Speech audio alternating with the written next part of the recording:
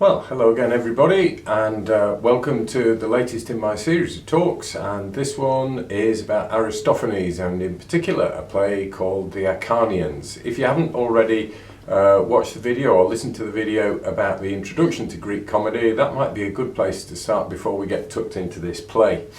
Anyway, The Acharnians was written in 425 BC. There'd been a war going on between Athens and Sparta for 6 years, and it had been pretty destructive for both sides. Every year the Spartans had invaded the area around Athens, which is called Attica. They'd destroyed everything they could find, and the Athenians then took refuge within the city. At the end of the year, the Spartans went home again because they had to get their harvest in. So there's a definite campaigning season during this whole warfare thing. It's not a continuous war. But the Athenians had taken refuge inside their city. They built walls, impregnable walls, to connect themselves, to surround themselves against attack, and to connect themselves to their harbour at Piraeus, which meant that even if they were locked down in their city, they weren't going to be starved out because they had access to the sea, and they had the biggest navy, and so they effectively controlled the sea. Nonetheless, every spring Athens was crowded, and it was unpleasant because effectively they were in lockdown. So it was a difficult time.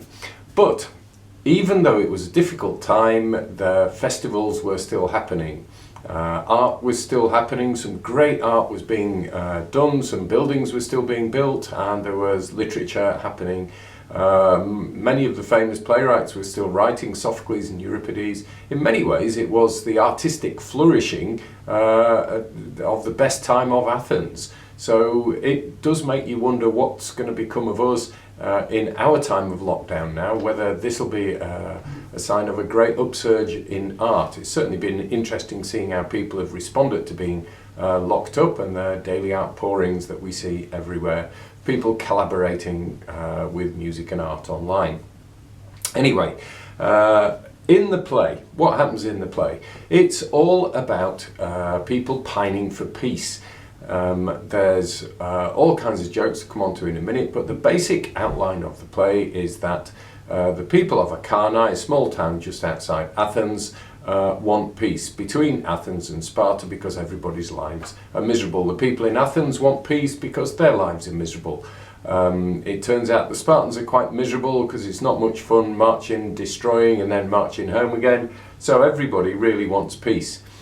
But there's a lot of other things going on in the background. So one of the things that's happening is that people are not really taking politics seriously. Now, the Athenians are a very political city, highly democratic, very radical democracy, but not everybody was taking part in the way that some people thought that they should. The hero of the play is called Dikaiopolis, which means the just citizen, or everyman if you like, and he sits at the beginning of the play and he's complaining about stuff. This is very much like a sort of stand-up comedian's rant. So about 20 lines in or so, he's complaining that politicians are not turning up to do their job in the assembly. So this, and he's gone to take part. So this is what he says. Do you know why? I'm angry. That's why. Angry. Look at this. Full session of the assembly. Due to start at sunrise, not a soul here. Due to everybody being down in the market square gossiping. That is when they're not dodging the red rope, which was used to round up people to come and attend the assembly. Even the executive committee isn't here. If you like, it's not quite the equivalent of MPs, but sort of. They'll come in the end, hours late, all streaming in together, pushing and shoving and heaven knows what to get the best seats. That's all they care about. For peace, ha! They don't give a damn. Oh, Athens, Athens, what are you coming to? Now me, I'm always the first to get here. I sit down, after a bit when I find nobody else is coming, I start sighing and yawning and stretching and farting and so on. Then I can't pick what to do next, so perhaps I do some doodling, pick my nose a bit, tot at my debts, but all the time my heart's in the fields out there and I'm pining for peace. I'm fed up with the city and just craving to get back to my village. Oh, my village. So poor old Dikaiopolis feels he's been let down by the professional politicians. Not turning up, all they're interested in is claiming their expenses. Now, the plot goes on for a bit and people come and go and say they want peace. But then we get on, there's jokes about all sorts of things. Quite a lot of toilet humour, scatological humour, plenty of fart jokes, jokes about Persians, jokes about Spartans, some very un-PC jokes about homosexuals, some jokes about the gods, quite a lot of violence and slapstick. And then comes a section called the parabasis, where somebody steps aside and talks directly to the audience. In theatrical terms, it's breaking the fourth wall. And often there's some serious content with some exaggerations, but it's kind of like a stand-up rant. Think John Oliver, The World Tonight, or Frankie Boyle having a go about something. Anyway, this is from the parabasis, and this is effectively, this is Aristophanes saying how important it is to have comic playwrights to comment on the political situation. And you might be thinking modern politics about some of this. Oh, be sure and hold on to him. That's Aristophanes, don't let him go. He'll carry on impeaching every abuse he sees and give much valuable teaching, making you wiser, happier men. There won't be any diddling or flattery or bribes or any other kind of fiddling. Nor will you drown in fulsome praises such as all the rest bestow on you. He thinks his job's to teach you what is best.